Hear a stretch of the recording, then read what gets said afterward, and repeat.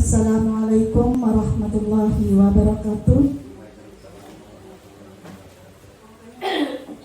Yang ulun hormati Kepala Sekolah UPTD SDN Negeri Sambangan, yang ulun hormati Bapak Ibu Guru UPTD SDN Negeri Sambangan,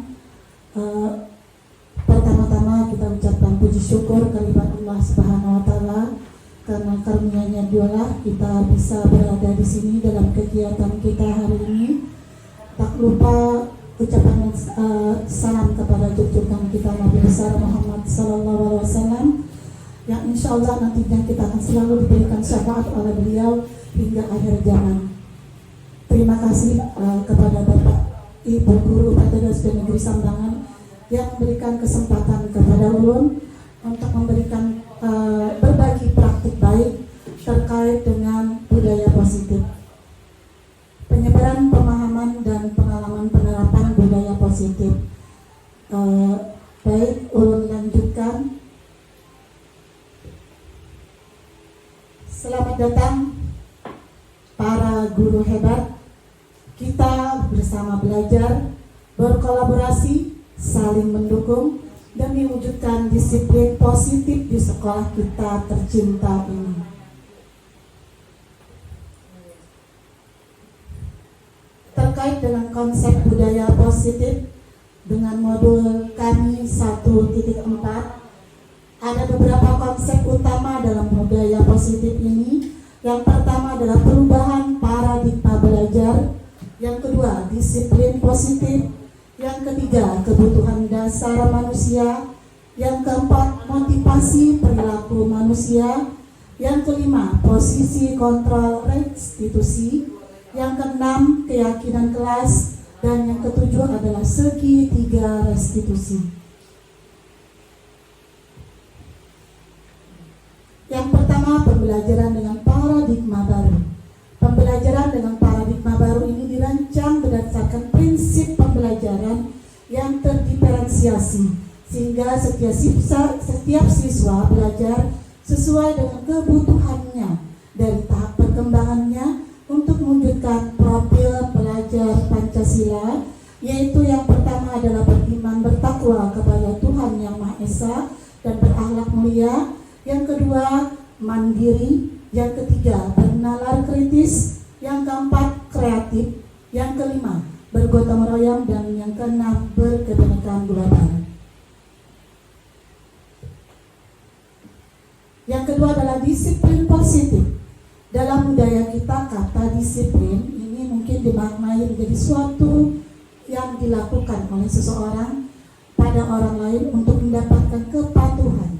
Kata disiplin dengan ketidaknyamanan. Sebagai pendidik kita, tujuan kita adalah menciptakan anak-anak yang memiliki disiplin sendiri, sehingga mereka merasa bisa berperilaku dengan mengacu pada nilai-nilai kebajikan universal dan memiliki motivasi intrinsik dalam diri sendiri dan bukan ekstrinsik hanya melihat kepatuhan di orang lain atau di luar. Disiplin positif merupakan salah satu cara penerapan disiplin yang bertujuan untuk menumbuhkan kesadaran serta memberdayakan anak untuk melakukan sesuatu tanpa sogokan, tanpa ancaman, dan apalagi hukuman. Yang ketiga adalah kebutuhan dasar manusia. Kebutuhan dasar manusia ini ada 5. Yang pertama adalah bertahan hidup. Yang kedua, kasih sayang dan rasa diterima. Yang ketiga adalah penguasaan. Yang keempat adalah kebebasan. Yang kelima adalah kesenangan.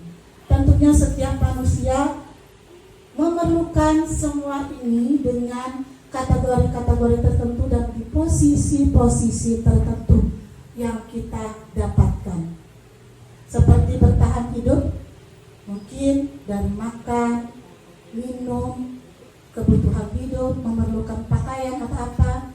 Terus yang kedua, kasih sayang dan rasa diterima. Anak-anak, manusia, termasuk anak-anak, itu juga memerlukan kasih sayang dan rasa diterima. Kita tidak tahu dengan kondisi keluarga di rumah, tetapi yang diharapkan anak-anak di saat ada di sekolah, tentunya mereka merasa dikasih sayangi, merasa diterima apa keberadaan mereka, apapun kondisi mereka. Yang ketiga, penguasaan. Mereka bisa memenuhi apa keinginan mereka dan bisa memenuhi apa yang ingin mereka lakukan. Yang keempat, kebebasan. Mereka bisa melakukan sesuai dengan apapun yang mereka inginkan, sesuai dengan kita, kebebasan atau merdeka.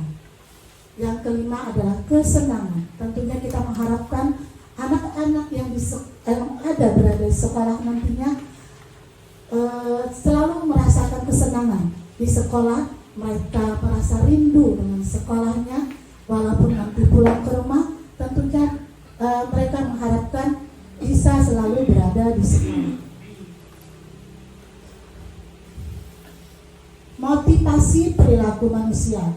Motivasi merupakan dorongan yang timbul pada diri seseorang secara sadar atau tidak sadar untuk melakukan suatu tindakan dengan tujuan tertentu, menghindari ketidaknyamanan dan hukuman. Motivasi perilaku ini misalnya menghindari ketidaknyamanan dan hukuman. Murid melakukan disiplin diri karena ia takut dihukum. Dia ini merupakan motivasi ekstrinsik. Jadi dia mematuhi semua peraturan yang ada itu karena takut dihukum. Jadi bukan dari kesadaran diri dia sendiri. Itu disebut dengan motivasi ekstrinsik. Yang kedua, mendapatkan imbalan atau penghargaan dari orang lain. Murid melakukan disiplin diri karena ia ingin mendapat imbalan. Pemikiran dia, aku bisa melakukan disiplin ini karena aku diberi ini, atau aku diberikan ini, itu semuanya oleh guru atau teman-teman. Itu merupakan motivasi ekstrinsik. Yang ketiga, menghargai nilai-nilai kebajikan pada diri sendiri. Murid melakukan disiplin diri karena sadar akan nilai kebajikan dirinya, dan ini disebut dengan motivasi intrinsik. Tentunya dari ketiga motivasi perilaku manusia ini, menurut Bapak Ibu dulu ya, motivasi yang mana yang kita harapkan kepada anak didik kita sekarang? Silakan. Terima kasih. Kalau menurut Ulum, intrinsik.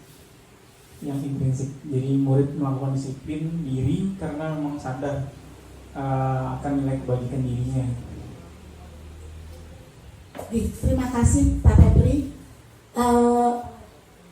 Menurut Bapak Febri adalah yang ketiga, menghargai nilai-nilai kebajikan dari dirinya sendiri.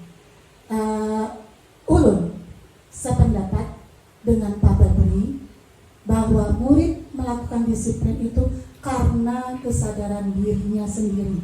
Dari intrinsik ini maksudnya dari dalam dirinya sendiri, bukan bukan karena takut dihukum, bukan karena pengennya dihargai atau diberikan penghargaan, tetapi dia merasa ini adalah suatu hal yang harus dia lakukan untuk dirinya sendiri dan untuk kebaikannya di akan datang.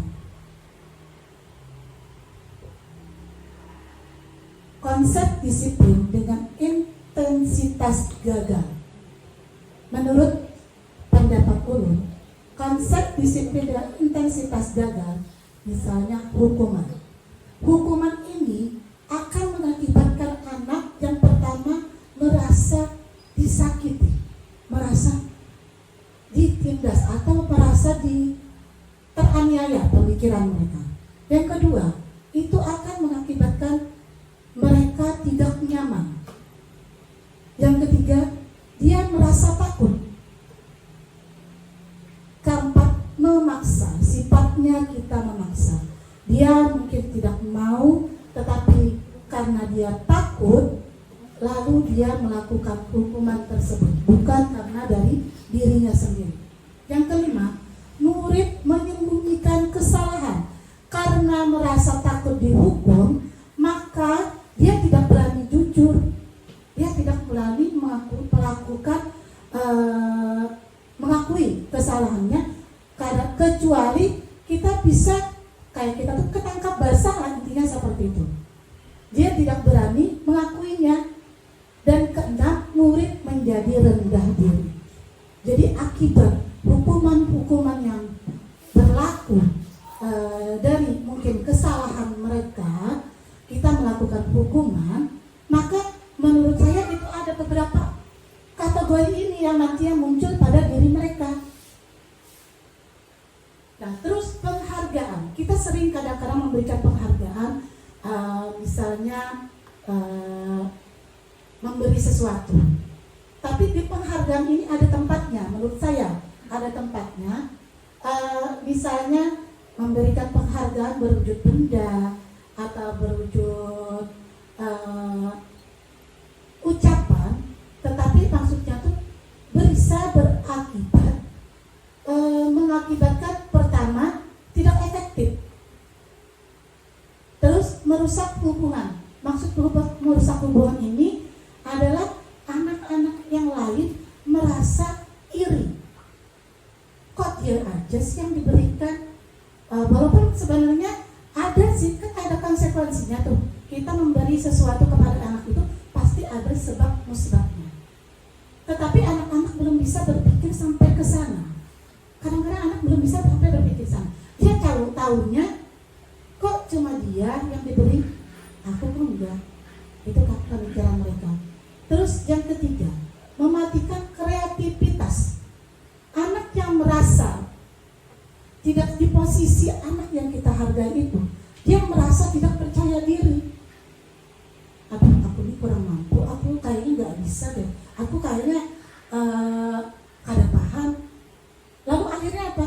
Dia pasif karena sudah tidak ada kepercayaan diri di dalam dirinya, dan menghukum dengan sistem ranking. Dulu belum berpikir bagaimana caranya kita supaya memunculkan motivasi kepada diri anak. Salah satunya yaitu kita lakukan dengan ranking. Nah, jadi ketahuan, maksud tujuan kita sebenarnya bukan ingin melihatkan bahwa kamu tuh gak pintar, bukan seperti itu. Yang ini kamu lebih pintar, lalu bersemangat. Tujuan kita awal kan seperti itu, bersemangat. Yang pintar semakin bersemangat belajar, yang belum di posisi itu dia tertantang. Keinginan kita seperti itu atau niat kita seperti itu, tetapi dari pemikiran anak kita belum sampaikan ke sana. Menghukum dengan sistem ranking itu mengakibatkan mencas kepada diri dia bahwa aku ini bodoh, aku ini kurang mampu. Lalu mereka tidak percaya diri. Dan yang kelima, merampas hak menghargai dirinya. Akibatnya dari kita penghargaan ini mengakibatkan pada diri mereka kurang menghargai dirinya. Karena tidak percaya diri lagi, merasa dia tidak mampu. Ya udah deh kayak gitu aja. Misalnya seperti, aku kada pintar, aku kada bisa menjawab. Nah mungkin seperti itu pemikiran dia. Padahal tujuan kita awal adalah untuk memotivasi mereka.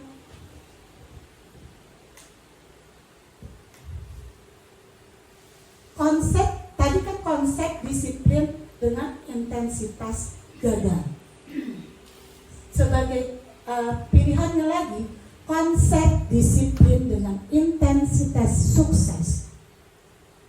Yang pertama adalah konsekuensi. Jadi konsekuensi ini melakukan suatu kesepakatan dulu kepada murid, baik di kelas maupun di sekolah, untuk bisa menghasilkan suatu tujuan tertentu yang kita harapkan nantinya bisa tercapai. Yang pertama adalah penguatan jangka pendek. Dari konsekuensi ini akan bisa menguatkan mereka melakukan sesuatu sesuai dari kesepakatan atau keyakinan kita yang kita sepakati. Kalau kami menyebutnya kalau di kelas adalah keyakinan kelas. Yang kedua, perlu monitor berkelanjutan. Jadi konsekuensi ini akan menjadikan monitor bagi kita semua. Nah, misalnya di anak murid, dia tahu bahwa konsekuensinya, misalnya apabila di saat teman berbicara, misalnya ada konsekuensinya pertama nih, kalau di kelas kita adakan keyakinan kelas, menghargai teman atau guru berbicara, misalnya.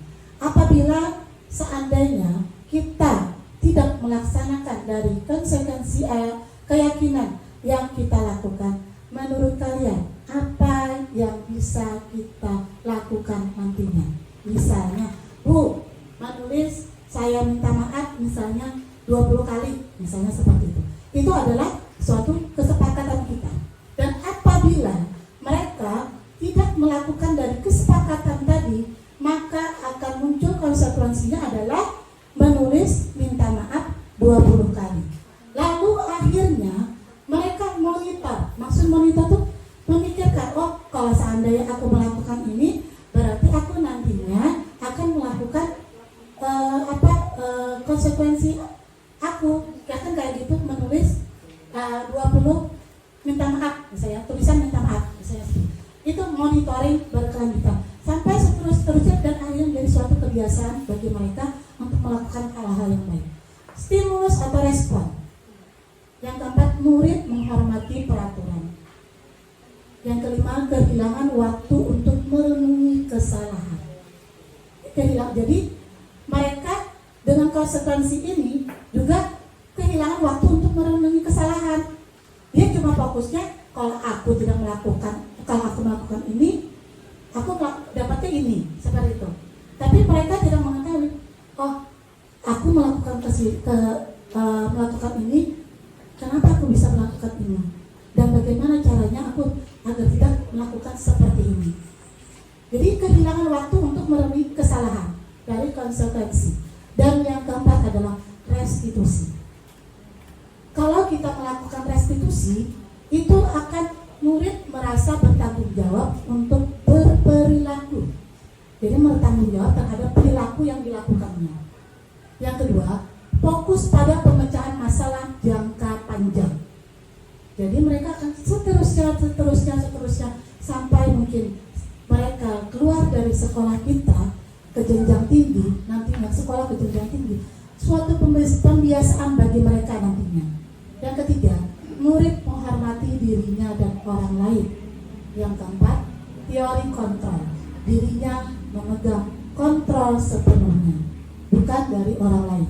Yang kelima, murid bersemangat memperbaiki kesalahannya.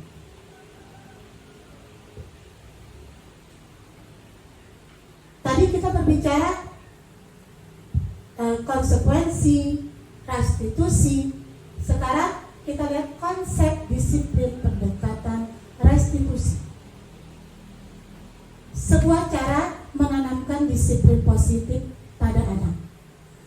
Pengertian restitusi adalah proses menciptakan kondisi bagi murid untuk memperbaiki kesalahan mereka sehingga mereka bisa kembali kepada kelompok mereka dengan karakter yang lebih kuat.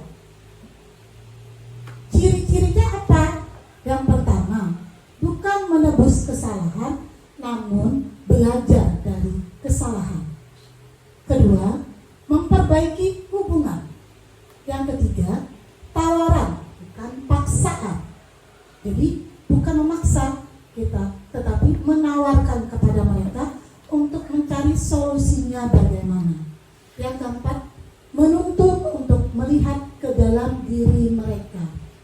Yang kelima, mencari kebutuhan dasar yang mendasari tindakan.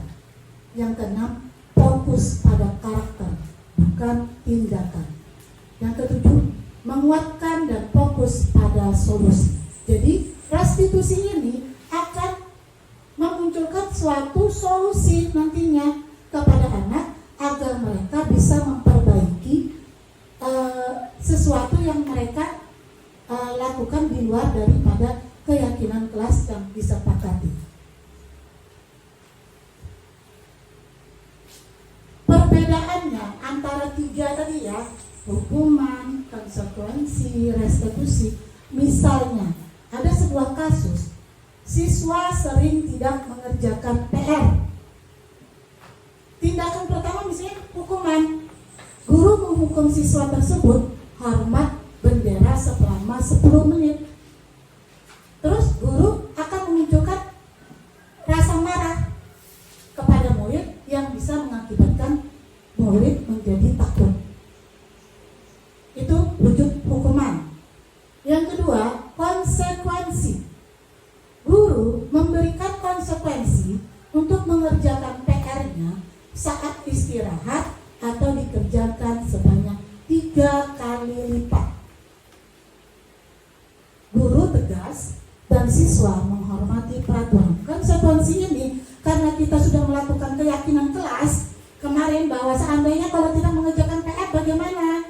Misalnya, Bu, seperti ini, misalnya tetap mengerjakan PR tapi dibanyaki, misalnya seperti itu. Pas ternyata dia salah satu siswa yang di kelas itu tidak mengerjakan PR, maka akan muncullah konsekuensi ini yang dia lakukan nantinya. Dan itu adalah suatu ketegasan, tidak ada tawar-menawar, harus dilakukan oleh siswa karena sebuah kesepakatan dari siswa, dari murid.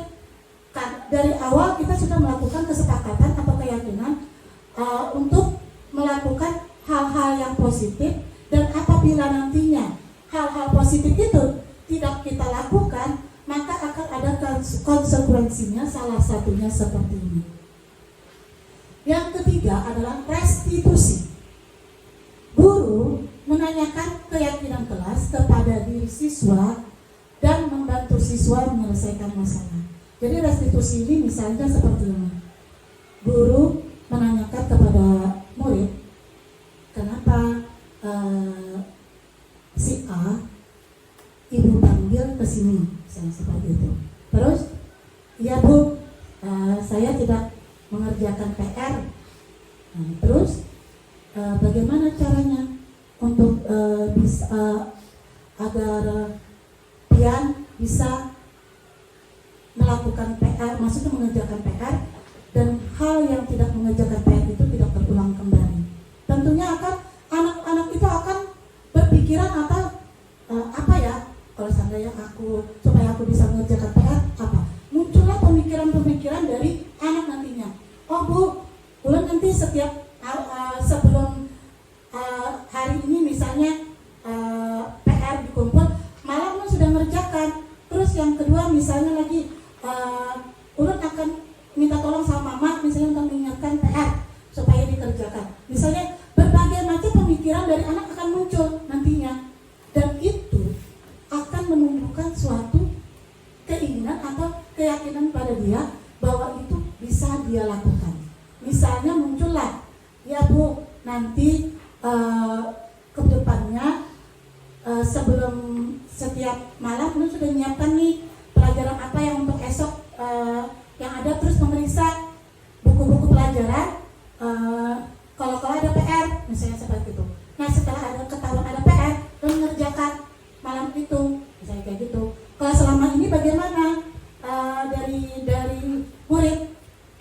biasanya gue kalau dulu pagi baru mengumpulkan buku untuk berangkat ke ke sekolah, langsung berangkat ke sekolah.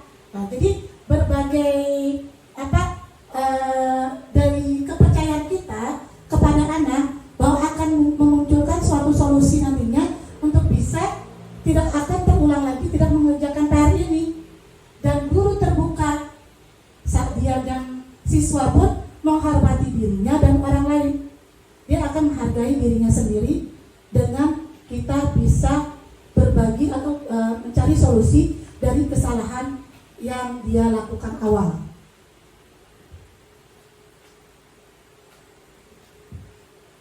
Lima posisi kontra dari restitusi ini adalah: yang pertama, menghukum; yang kedua, membuat rasa bersalah; yang ketiga, teman; yang keempat, pemantau; yang kelima, manajer.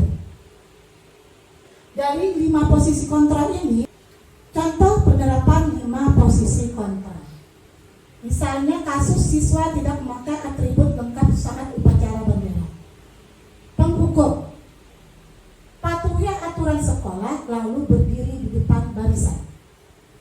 Tanpa siswa mengetahui bahwa apabila di upacara mereka harus berpakaian atribut lengkap.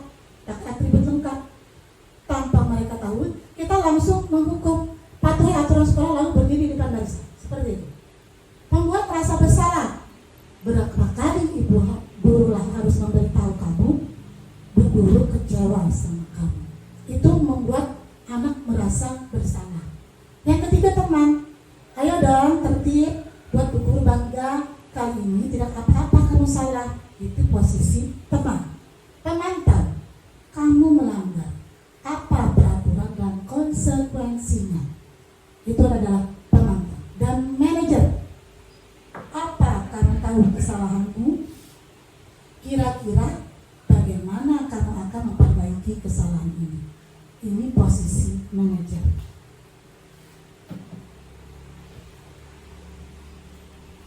Keyakinan kelas. Mulai tadi belum ada bicara tentang keyakinan kelas.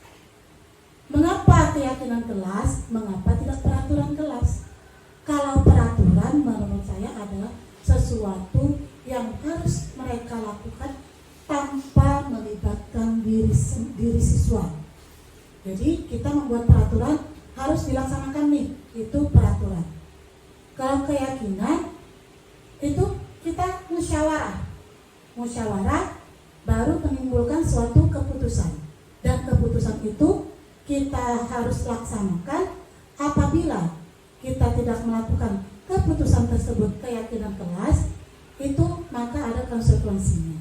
Tetapi keyakinan kelas ini lebih seperti membujuk. Kata-katanya lebih membujuk. Sebenarnya hampir sama dengan peraturan, tetapi kata-katanya lebih membujuk. Membuat mereka sadar, bukan suatu instruksi.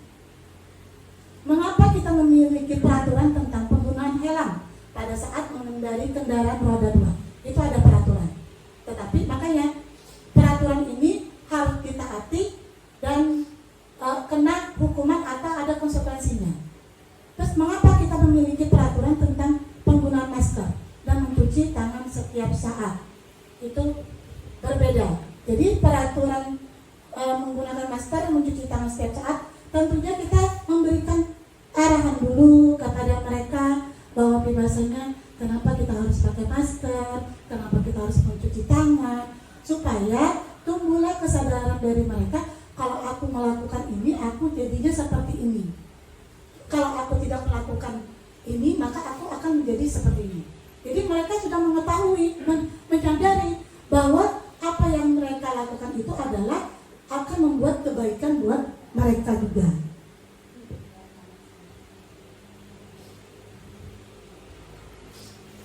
Kegiatan pertama itu membuat keyakinan kelas. Ulun uraikan aja. Diskusi tentang peraturan.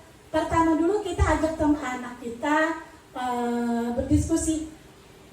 Peraturan di kelas bagaimana? Maunya apa? Muncullah dia masing-masing nulis, aku pengen ini, pengen itu, pengen ini, semuanya.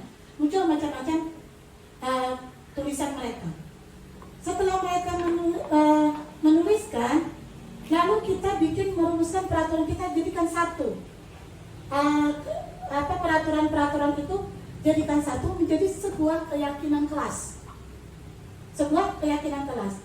Misalnya kan tentu banyak dari sekian siswa ada yang sama. Nantinya peraturan atau keyakinan yang mereka bikin. Kita kelompokkan keyakinan itu, peraturan itu menjadi sebuah keyakinan. Kita bikin format atau kata-katanya menjadi sebuah bujukan atau segala sesuatu yang bikin anak merasa senang. Kata-katanya bukan suatu penghakiman. Terus baru ditempelkan ke keyakinan kelas tersebut di dinding khusus format keyakinan kelas, supaya anak-anak setiap saat bisa membaca apa, oh aku semalam inilah, aku semalam inilah.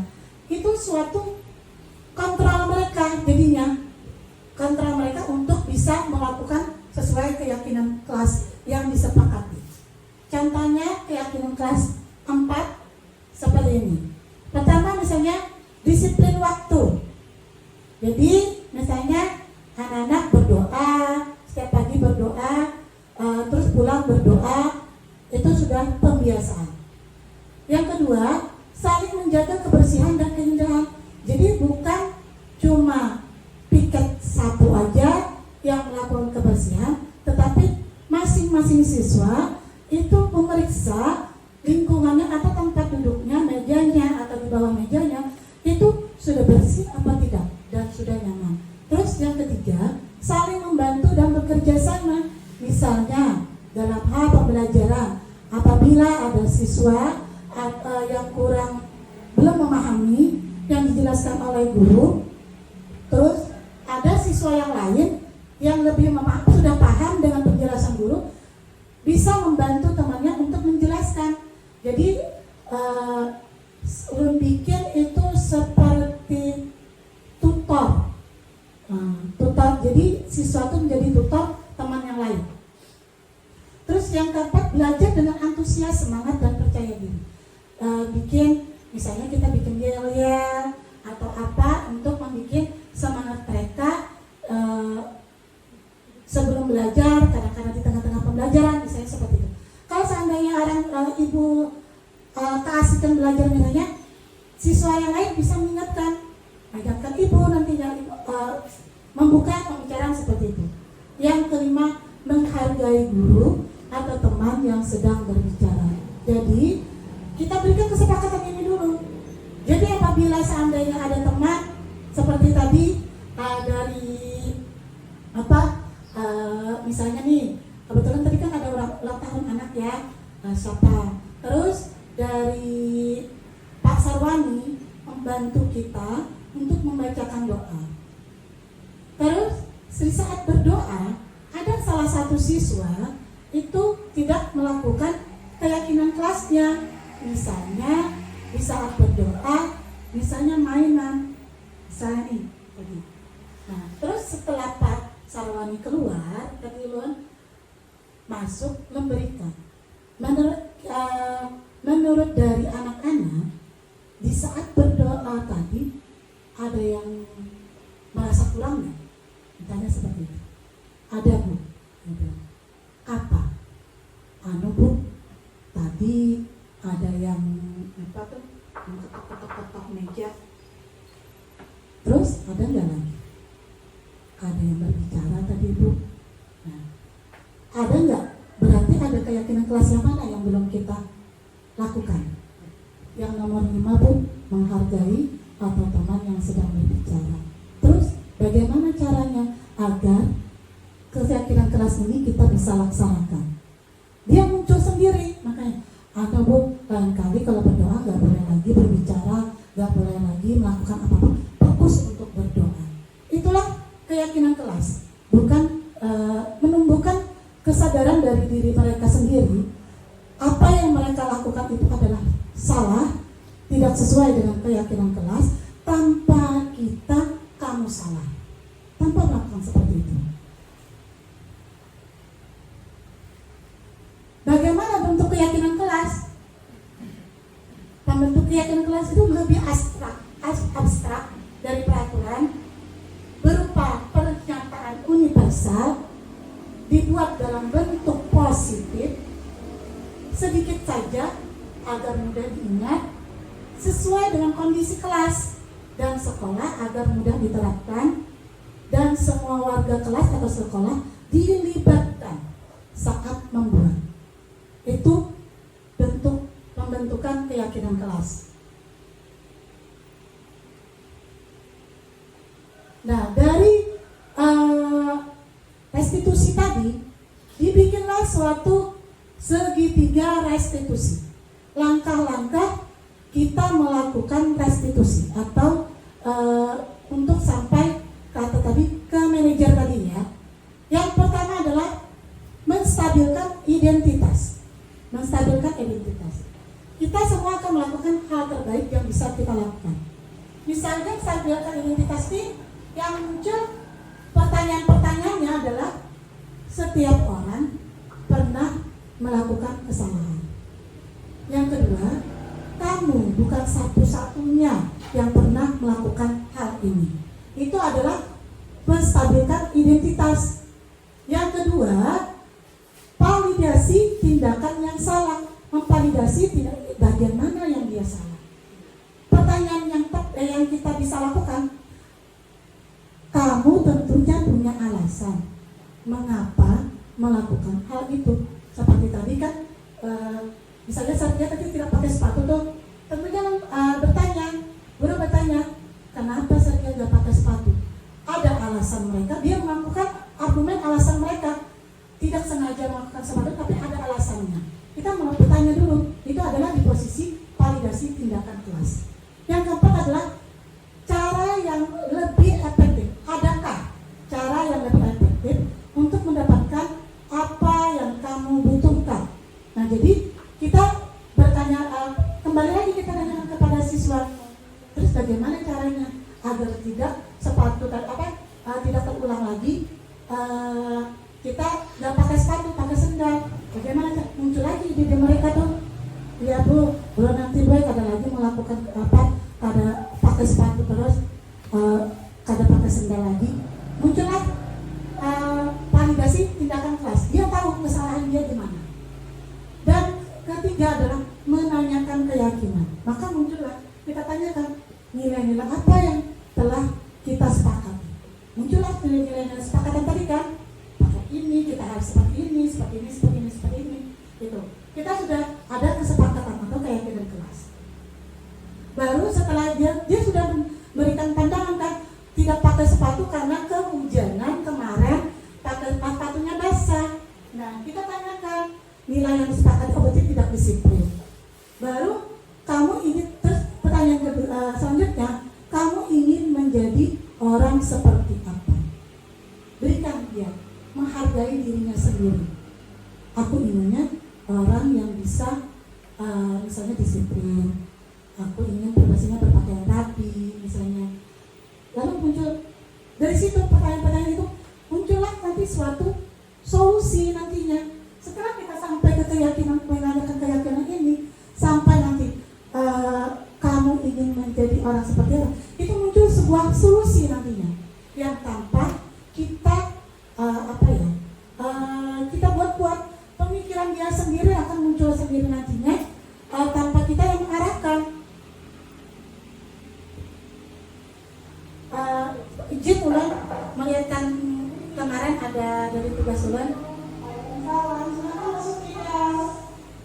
Ini adalah sesuatu kesalahan yang tidak dilakukan oleh keyakinan kelas, yang tidak dilakukan oleh siswa.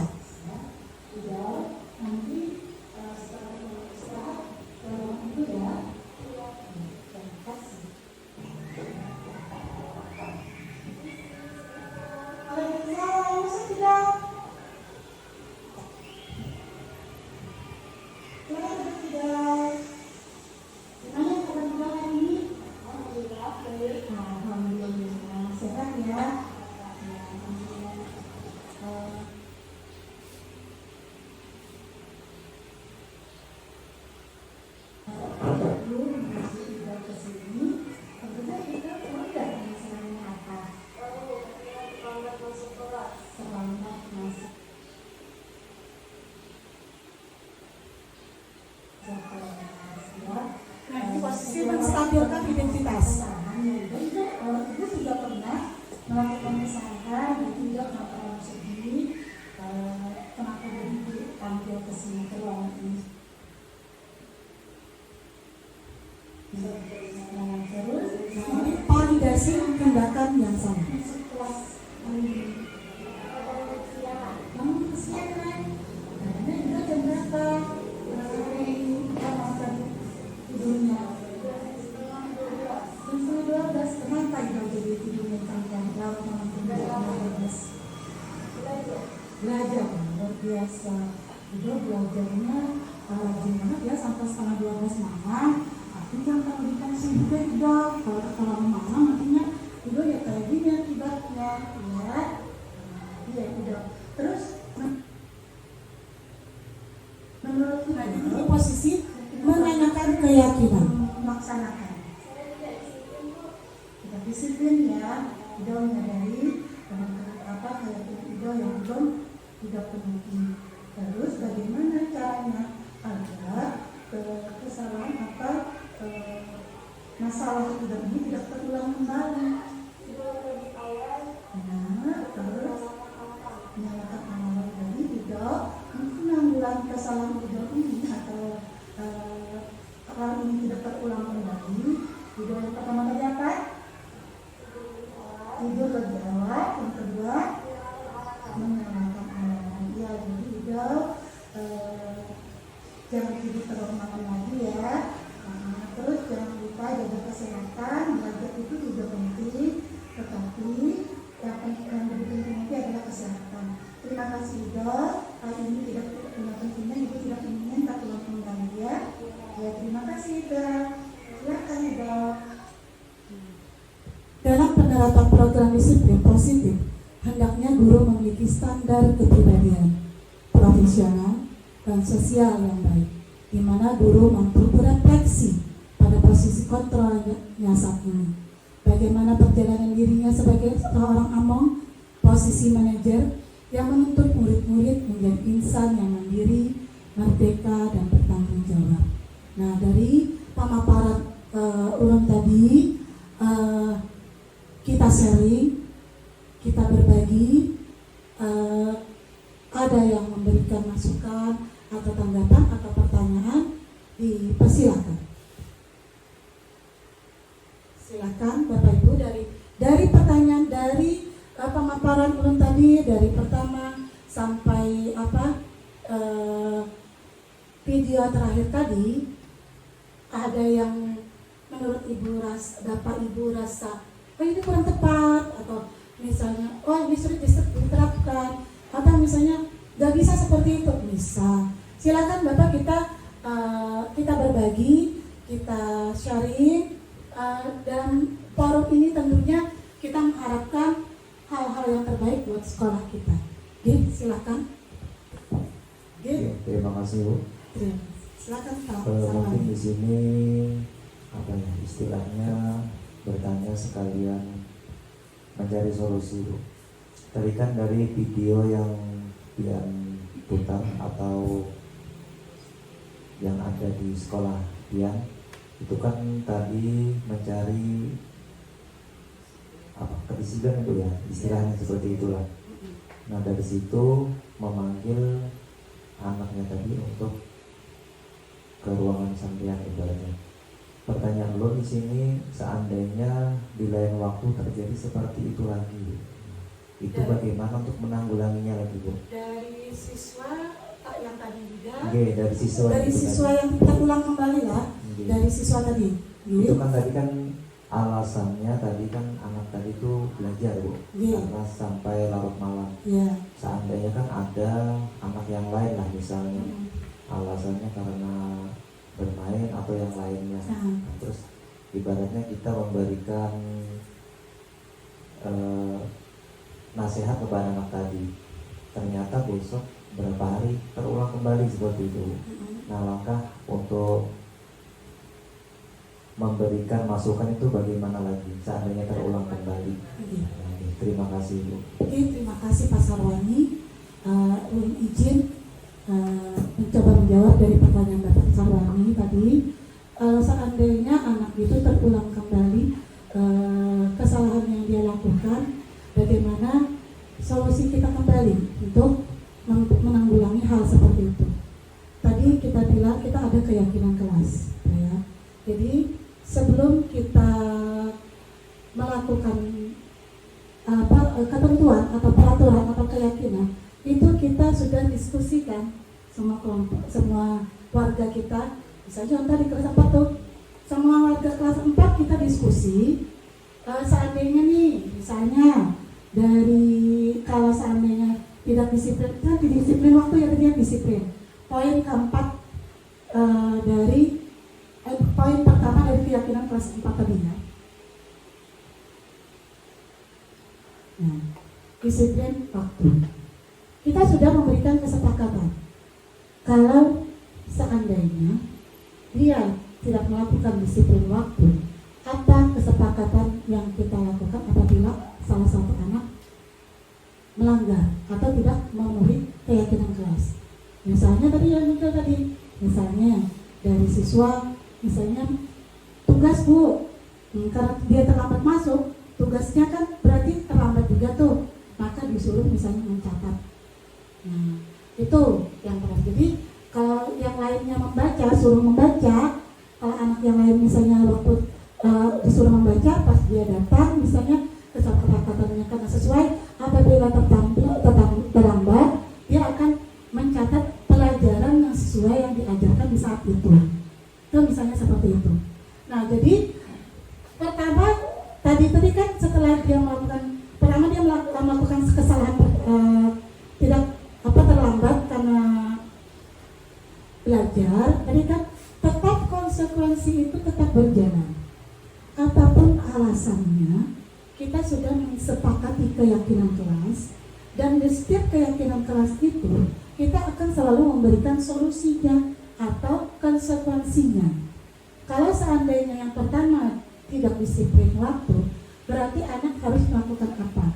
Itu sudah ada konsekuensi atau kesepakatan dari mereka. Dan di saat itulah pas salah satu anak melakukan kesalahan, maka mereka melakukan konsekuensi yang dia lakukan. Walaupun cara kita tadi bukan tekniknya memarahi, sistemnya seperti itu. Nah terus seandainya mereka melakukan kesalahan lagi, kita panggil lagi Pak. Kita panggil lagi dan tetap melakukan konsekuensinya. Kalau pribadi Ulun merasakan anak-anak, kita kan tujuannya untuk menyadarkan diri mereka. Anak-anak itu akan merasakan bahwa aku ini salah, selalu dipanggil. Pertama dia juga merasa tanpa secara sadar atau tanpa secara kasar, kita menunjukkan kepada diri mereka bahwa dia melakukan kesalahan. Itu terpatri dalam diri mereka bahwa akan memperbaikinya. Mungkin bilang orang dia tidak ingin terulang kembali. Itu pemikirannya. Jadi konsekuensi itu tetap kita jalankan Pak. Makanya tadi ada kesepakatan kelas. Tetapi tekniknya jangan langsung kita di depan teman, misalnya apa ya? Itu akan muncul tadi beberapa item tadi akibat negatif yang dari diri mereka muncul nantinya. Tetapi kita bawa dulu dia, bawa bersama ya kan, kayak gitu. Itu tekniknya Pak. Kalau menurut pendapat dulu. Kalau yang lain ada kasih masukan, silakan Bapak Febri. Terima kasih. Ya, mungkin menambahkan untuk keyakinan kelas, Ulun juga melakukan di semua kelas. Jadi misalnya ada murid yang mungkin melanggar, kata Pak Sarwani mengulang kembali. Nah kalau Ulun di kelas itu biasanya Ulun kasih poin Bu. Jadi misalnya Ulun batasi 3 poin misalnya. Tentunya harapannya anak-anak itu tidak mendapatkan poin ketiga. Karena kalau dia mendapatkan poin ketiga, tentunya dia akan mendapatkan konsekuensi. Nah jadi per poin, jadi misalnya poin pertama dia melanggar kesepakatan misalnya disiplin waktu misalnya. Jadi guru bisa mencatat, jadi guru ada catatannya. Misalnya kedua misalnya lagi, catat lagi. Nah jadi kita ingatkan kembali. Nah, jadi memang jangan sampai harapan kita itu tidak sampai poin ketiga. Nah kalau biasanya konsekuensinya membersihkan lingkungan sekolah. Jadi apa yang kotor, misalnya halaman atau WC misalnya. Karena kemarin ada yang pernah melanggar sampai 3 kali, ada terus membersihkan halaman, mereka tidak masalah. Karena kan kita sudah ada konsekuensi tadi, kesepakatan terlebih dahulu. Jadi mereka tidak merasa terpaksa juga. Nah jadi mungkin dari ulun melakukan sistem poin. Kalau mengulang kembali kesalahan, poinnya dicatat. Kalau sampai batas nanti ada konsekuensinya. Itu dari ulun. Terima kasih. Terima kasih Pak Febri. Ini alhamdulillah begitu banyak pemikiran-pemikiran kita yang terbuka nantinya ya. Tentunya ini jadi masukan-masukan buat kita semuanya. Bagaimana Pak Sarwani dari dari jawaban-jawaban kami tadi? Oke, terima kasih. Silakan dari Bapak Ibu yang lain ada kasihkan masukan atau pertanyaan. Kita sharing Bu ya. Maaf, ulun di sini juga bukan sebagai yang terbaik. Kita sama-sama belajar di sini. Tentunya sama-sama membuat sesuatu hal yang membuat sekolah kita akan lebih baik lagi. Oke? Jadi kesempatannya yang ingin kita tanyakan untuk itu hukuman kayaknya untuk saat ini memang kita tidak diperbolehkan. Lalu bagaimana solusi kita sama-sama supaya anak itu tidak merasa tersakiti atau langkahnya yang harus kita kerjakan seperti apa kira-kira? Oke, terima kasih Ibu Daya atas pertanyaannya. Bagaimana caranya agar kita melakukan tindakan apabila anak melakukan kesalahan tidak melalui hukuman? Maksudnya Ibu tadi kayak gitu lah. Jadi muncullah tadi Ibu bilang tadi segitiga restitusi. Segitiga restitusi. Ada step-step kita atau langkah-langkah kita untuk menyadarkan anak didik kita. Yang pertama tadi menstabilkan identitas. Jadi kita tidak pertama awalnya kita bikin kesepakatan atau keyakinan kelas dulu di dalam kelas kita. Misalnya tadi di kelas 4 tadi ya kan, kita musyawarah dulu nih awal pembelajaran kita kalau ulun tuh ya kan mulai dari awal semester sudah mulai membuat kesepakatan. Terus setiap kalau di kaitan pembelajaran biasanya yang pertama dulu pembelajaran kita hari ini. Nah, pertama kita ingatkan kesepakatan kelas dulu kita apa. Pertama nggak boleh berbicara di saat ibu menjelaskan atau teman berbicara, maksudnya teman memberikan pendapat atau masukan. Itu kita berikan, ingatkan lagi keyakinan kelas. Kita bikin kesepakatan keyakinan kelas. Habis itu setelah mereka melanggar sebelum mereka melakukan ada pelanggar peraturan, misalnya melanggar keyakinan kelas tersebut, langkah yang tepat kita lakukan adalah segitiga restitusi. Yang pertama, menstabilkan identitas. Dengan pertanyaannya tadi yang ulang tadi bisa ibu juga sering melakukan kesalahan, setiap manusia juga pernah melakukan kesalahan. Itu pertanyaan yang awal kita lakukan. Habis itu tuh kita lanjutkan ke validasi tindakan yang salah. Kita tekankan ada di mana, bagian mana yang mereka salah. Setelah mereka menyadari kesalahannya di sini, misalnya tadi kan kesalahannya nggak pakai sepatu Bu. Nah, tapi setelah mereka melakukan mengetahui kesalahan mereka,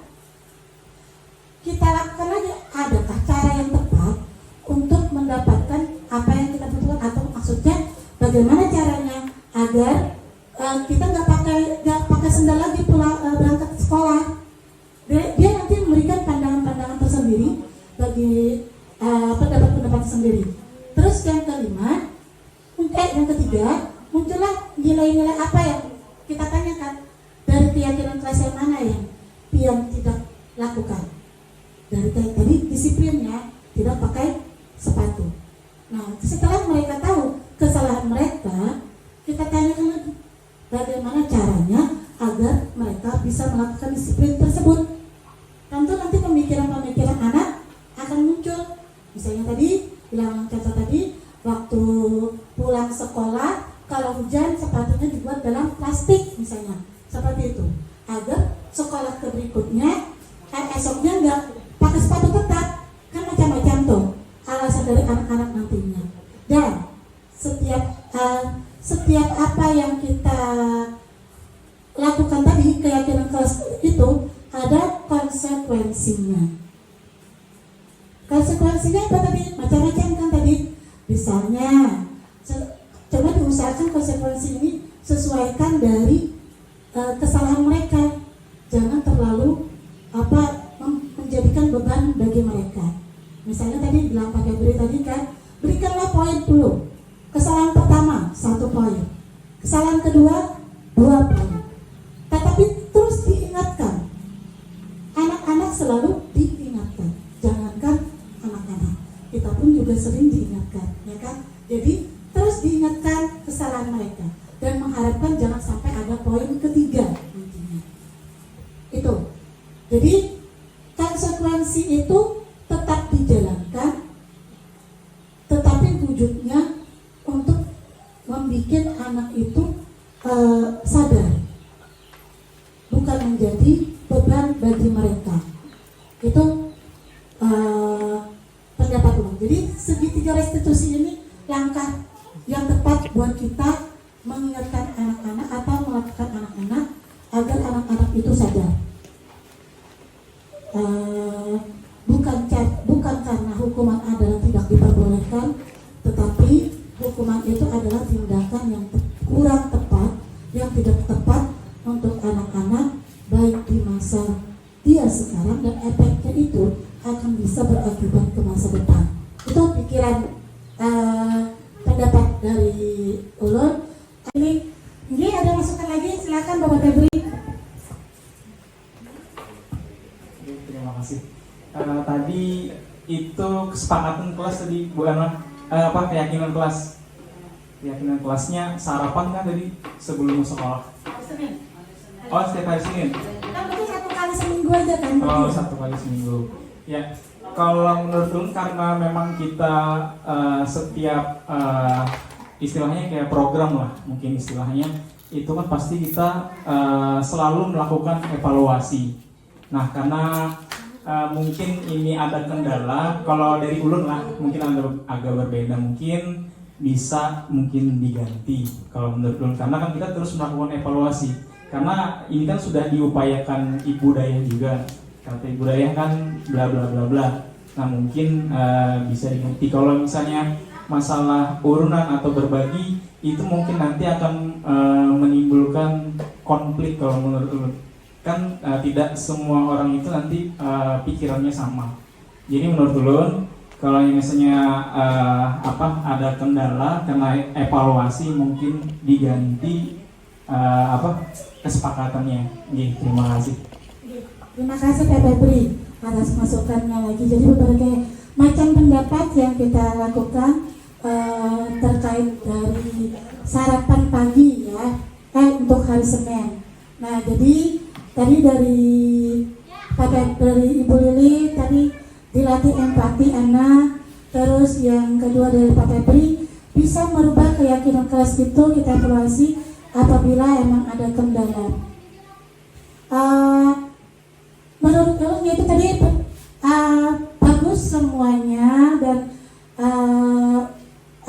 dan emang menimbulkan macam-macam, maksudnya tuh solusi bagi kita menghadapi satu masalah. Tetapi hal seperti ini terkait dengan bukan cuma di keyakinan kelas yang kita patokkan ya. Ini bukan terkait lagi di keyakinan kelas jadinya.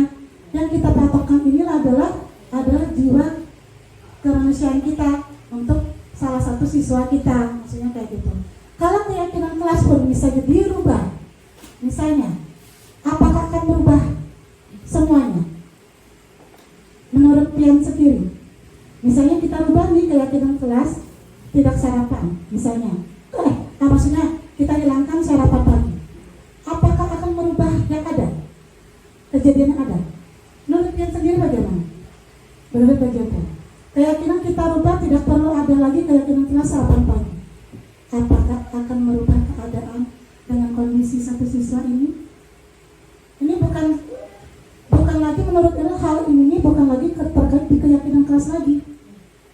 Kalau menurut Ulun ya, walaupun seandainya kita berubah, itu malah akan memperbesar. Memperbesarnya apa? Anak-anak siswa yang lain akhirnya nggak ikut sarapan lagi. Jadinya itu yang pertama. Nah terus yang kedua, seandainya pun kita tetap kita rubah keyakinan kelas ini menjadi sarapan, tidak dihilangkan sarapan, misalnya nih, nah itu tuh akan efeknya tetap akan berpengaruh ke anak yang satu ini tadi. Nah itu emang terkait, tetapi bilang dari Pak Febri tadi benar, apabila keyakinan kelas itu mengalami kendala terkait di saat perjalanannya, itu kita evaluasi bahwa apakah kita patut berubah atau kita ganti atau kita tetapkan seperti itu. Itu menurut Ulan. Jadi silakan ada masukan lagi. Ya terima kasih. Ulun mau sharing aja. Ulun kan sebagai wali kelas 5, jadi Ulun ada membuat kesepakatan kelas setiap pulang sekolah kursi diangkat, habis itu siapa yang giliran piket kelasnya dibersihkan. Habis itu ada beberapa siswa yang mengeluh, Bu, siswa ini selalu tidak hadir, sering tidak hadir, waktu giliran menyapu dia tidak hadir. Habis itu Ulun tambah lagi kesepakatan kelasnya, kalau tidak hadir tolong beri alasan atau bisa melewat surat atau WA ibu. Habis itu yang tidak hadir ini orangnya itu terus, jarang hadir. Habis itu kata teman-temannya, memang seperti itu Bu, nyatu rancak dua, nyatu dasar kada tapi penurun gitu. Habis itu ulun dekati, nyatu kayaknya akhirnya kan mamanya TKW gitu. Nah, oh berarti di rumah sama siapa? Sama abah mungkin. Nah mungkin nyatu jadi kada tapi itu jadi agak malas lah anaknya tuh untuk sekolah, tapi selalu alasannya tuh sakit gitu. Nah Bu, izin setiap minggu pasti Pak izin ya, ada izinnya gitu. Jadi ulun bingung gimana cara mengatasi supaya dia tuh mungkinlah dia tuh atau kurang perhatian atau kurang semangat dalam sekolah atau apa. Nah jadi ulun sharing aja bagaimana caranya supaya anak itu anggaplah supaya rajin sekolah. Itu aja dari ulun. Oke, terima kasih Bu Lili atas pertanyaannya terkait anak ya yang sering sakit atau izin. Mungkin kalau menurut ulun kita pendekatan individu dulu Bu, pendekatan kita ajak ngobrol dulu, kenapa masalahnya atau apa. Ternyata kita pendekatan dulu, pendekatan pada individu anak itu sendiri. Kita harus mengetahui dulu latar belakangnya supaya kita bisa mengetahui teknik apa yang kita bisa lakukan untuk bisa mengembalikan anak ini menjadi anak yang maksudnya rajin, misalnya seperti itu. Jadi menurut Tuhan pendekatan individu dulu yang pertama kita lakukan. Ada pendekatan menurut Tuhan yang Pian lakukan tadi adalah sudah membuahkan hasil, tetapi sedikit demi sedikit untuk merubah anak. Intinya tuh satu, jangan bosan Bu. Selalu kita jangan bosan, baik dengan kondisi anak kita seperti apapun, selalu kita ingatkan, selalu kita dukung mereka, dan selalu kita pendekatan pada anak-anak bahwa karena apa? Anak-anak itu adalah sesuatu yang sangat berharga bagi kita. Masa depan emas mereka menentukan ke depan mereka adalah mulai dari sekarang. Jadi tumbuhkan kepada mereka bahwa mereka ini sangat penting bagi kita. Intinya tuh satu, pertama tadi bilang kita tuh jangan bosan untuk melakukan apa yang menjadi kita kewajiban kita sebagai pendidik. Sebelumnya karena ini terkait dengan restitusi ya Bu ya, sedikit berbagi Bu ya terkait dengan filosofi Ki Hajar Dewantara. Karena ini tadi kegiatan restitusi positif berbudaya, budaya positif, ini juga terkait dengan filosofi Ki Hajar Dewantara. Dari filosofi Ki Hajar Dewantara itu adalah pendidikan adalah menuntun anak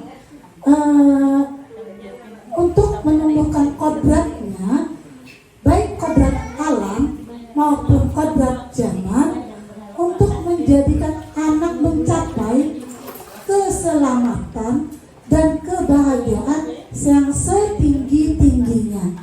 Jadi apa? Kuncinya tadi menuntun. Pendidik adalah menuntun. Bilang tadi dari tiga semboyan dari Ki Hajar Dewantara. Salah satunya yang pertama adalah memberikan contoh teladan bagi anak didik yang pertama. Yang kedua adalah memberikan semangat kepada anak-anak. Apapun kondisi mereka, kita selalu memberikan kesemangat. Kadang-kadang bilang filosofi Ki Hajar Dewantara, kita di rumah ada masalah di rumah tangga, tetapi kita di sekolah penuh dengan senyum. Itu hilangkan kondisi kita yang ada di rumah tangga, tapi kita datang dengan kondisi senyum. Tidak perlu orang tahu apapun yang ada di dalam kehidupan kita. Jadi bawa semangat kita, berikan motivasi kepada anak-anak. Yang ketiga adalah dorong mereka sesuai minat bakat mereka. Misalnya dia bisa seperti ini, misalnya dia cuma bisanya menggambar, sama dia suka minatnya menggambar. Dorong mereka untuk bisa mengembangkan bakat mereka. Yang satu misalnya dia nggak suka matematika, dia nggak suka bahasa Indonesia, tapi dia suka matematika. Maka dorong mereka untuk tetap meningkatkan minat mereka di matematika. Intinya seperti itu. Dan tiga semboyan ini apabila ada di diri kita sebagai pendidik, insya Allah segitiga restitusi ini akan terlaksana tanpa akan menjadi beban buat kita. Itu menurut orang. Dan mungkin dari diri ulun sendiri pun tidak sepenuhnya bisa melakukan segitiga restitusi ini. Tetapi bilang dari Ki Hajar Dewantara adalah kita terus belajar sepanjang hayat. Maksudnya kita terus belajar tanpa bosan. Walaupun hari ini kita belum bisa, esok kita coba lagi. Hari esok belum bisa, coba lagi. Sampai akhirnya tujuan kita tercapai. Apapun masalah kita di sekolah, apapun masalah kita di kelas, intinya tuh kunci satu. Jangan bosan, terus belajar. Teknik ini kita belum berhasil, gunakan teknik yang lain untuk bisa mencapai satu tujuan kita, berhasil apa yang kita harapkan. Itu mungkin dari pemaparan ulun. Terima kasih Bapak Ibu atas sharing kita hari ini. Luar biasa. Bagi ulun sendiri adalah hal yang luar biasa. Dengan seperti ini kita saling terbuka. Masalah di sekolah, masalah yang kita hadapi akan muncul dengan sendirinya dengan adanya sharing ini. Terima kasih, mudah-mudahan ini adalah menjadi motivasi kita untuk terus sharing, berbagi pengalaman, berbagi motivasi. Nantinya mudah-mudahan berkah buat kita semuanya. Mohon maaf jika ulun ada kesalahan, baik kekurangan, baik penyampaian dari ulun. maupun dari perbuatan ulun mohon maaf. Wabillahi taufiq wal hidayah. Assalamualaikum warahmatullahi wabarakatuh.